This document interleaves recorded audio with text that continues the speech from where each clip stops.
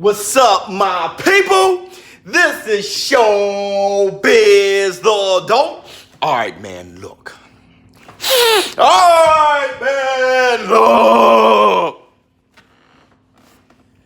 We have a show business partner who jumped in my DM and said, ShowBizz the Adult. I noticed when you bring up Floyd Mayweather, you never bring up the fact that he's a woman beater. This is a very, very fragile topic, but let's discuss it.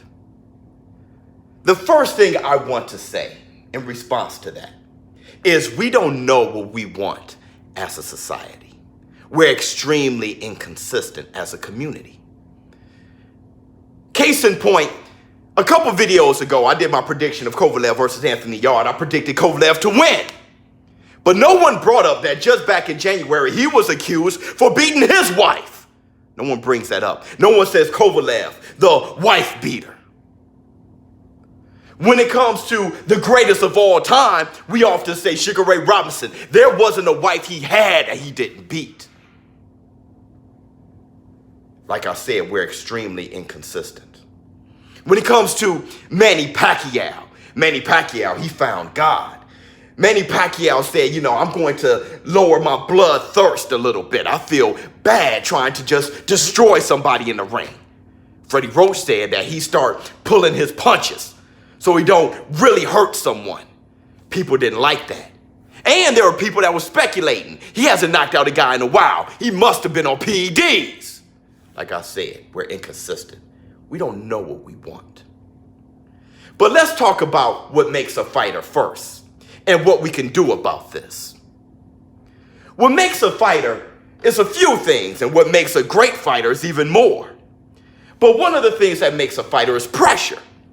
You have people who are just very, very humble beginnings, very poor. Manny Pacquiao, that pressure. People who says, hey, I have no other way. Let me try this fighting thing. Or maybe you have a father like Roy Jones Sr., pressuring Roy Jones Jr., you're gonna be great. Or maybe someone stole your bike and you want to get it back like Muhammad Ali.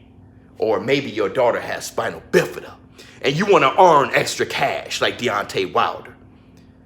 Or it's another thing, instincts. You always had a thirst for blood and combat. People like Roberto Duran. I even remember Timothy Bradley saying, I was always like this. I just love to fight, man. I was always a bully, man. And I'm not talking about just the will to compete. You can compete doing soccer. You can compete doing chess and checkers, volleyball. I don't know, water polo. But these guys want to fight. That's a different type of personality. And then, how do you become a great fighter? I'm talking about training while other people are sleeping. 3 a.m, this guy's thinking about his opponent and how to destroy him. He's being trained to be a fighter. Not just a fighter, I mean a fighter. You are getting beat down and your will cannot be broken, a fighter. I'm talking about you hit somebody and you feel them aching and squeaking and whimpering like Mike Tyson said. That's when I knew I had him. He doesn't feel sorry for him. I was trying to shove his nose bone into his brain. What makes a fighter? That killer instinct and aggression. You better have that because that guy is trying to kill you. What makes a fighter? So then when you have this fighter, he's complete and he's great. You throw on a suit and tie, and how does he supposed to react? Turn the switch off. Let me turn that fighter switch off and become this guy that you want me to become. How about in regular situations? I'm talking about just domestic situations. They should know how to handle it all the time. They've been trained on just being aggressive and handling situations and problems with their fists all day. Now they're in a domestic situation and you got a guy in a bar talking junk and he's an old guy and you pull a Conor McGregor. Or maybe you are in a disagreement with your wife and then you just go off and you do something you shouldn't have. Here's the point I'm trying to make. If as a society, we want them to be killers in the ring and people outside of it, we need to balance this out. While you're training this guy to be a killer, you're training him to be a fighter all day, combat. You gotta balance it out with some kind of mental healthness type of treatment. I'm talking about psychological treatment. I'm talking about specialists and doctors who are with them constantly. Look, you're doing this on the weekends, you come here. Or maybe Wednesdays and Fridays, you come here. You tell me all those feelings that you're having.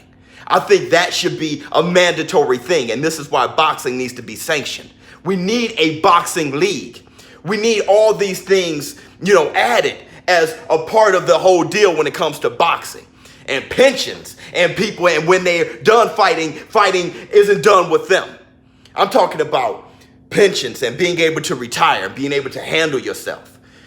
The G-Man, Gerald McCullough, the condition he's in right now, and bills piling up, medical bills, and other fighters just having to have that know-how on how to help support him and donate money. It's a terrible thing. If these fighters have to be able to entertain us by putting their lives on the line, and then they have to be able to shut it off when they're in a domestic situation, we need to stop just revving them up without just, slowly bringing them down in a way that's very careful. Why don't bring these things up? Because my job is to analyze and criticize these fighters, what they do in the ring. I just don't judge people like that. So to answer this show business partner's question, I am too humble to start judging people and what they do outside of the ring and stuff that I'm not exposed to. And I see a headline and I just start judging them as people. I just can't do it. But I can say this. These fighters should be handled more carefully. And I'm talking about professionally. ShowBizz, but don't, because their hands are registered weapons. And putting all that onus on them, that's being responsible. But maybe we should be a little bit responsible when lending a hand. I'm out.